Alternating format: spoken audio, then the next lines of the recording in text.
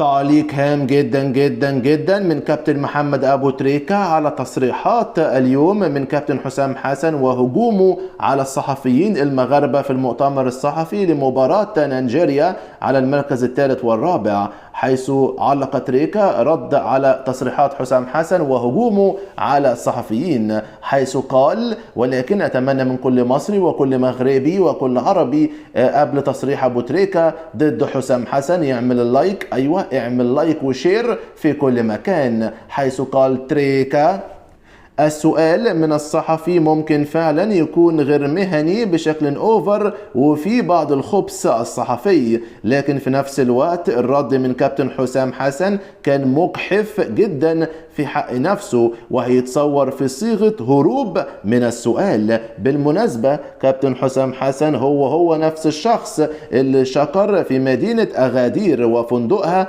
والمشجعين هناك، فبرضه هجوم الجهاز الفني على موضوع الفنادق والملاعب مش منطقي حتى لو مبني على وقائع. الرد بالشكل ده هيتاخد هروب وعدم قدرة على التعامل مع الضغوط والانتقادات.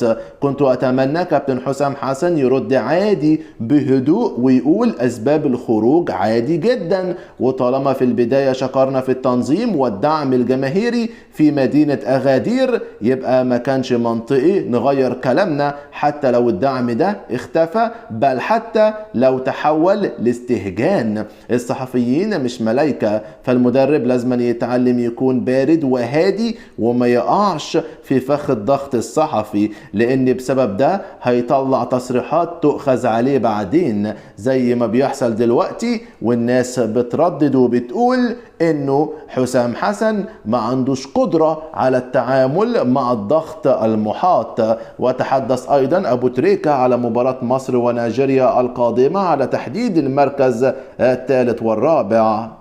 قبل 24 ساعة من المباراة تعليق صادم من كابتن محمد أبو تريكة عن مباراة المركز الثالث بين مصر ونيجيريا. عبر محمد أبو تريكة نجم الكرة المصرية والنادي الأهلي عن رأيه حول مباريات تحديد المركز الثالث في البطولات الكبرى، مؤكدا أنها مباريات ملهاش أي لازمة وإن معظم الأطراف المعنية لا تهتم بيها. وعلق تريكة عن المباراة حيث قال: تحس ان الكل متعاقب ومحدش عايزها، لا اللاعبين ولا الأجهزة الفنية ولا الجمهور بيروح الاستاد او بيتابع من التلفزيون ولا الإعلام عنده شغف. كل العناوين باهتة ومصطنعة وكل واحد بيمثل على الآخر. التاريخ لا يذكر إلا البطل وأحيانا الوصيف، يعني المباراة دمها تقيل وسخيف على الكل لأنه جاي بعد إحباط، والفريقين وجماهيرهم كانوا طمعانين يوصلوا للنهائي. وأشار أبو تريكة لأن مباريات تحديد المركز الثالث بخلاف الأولمبيات وكأس العالم للأندية القديمة ملهاش أي قيمة غير المقابل المادي.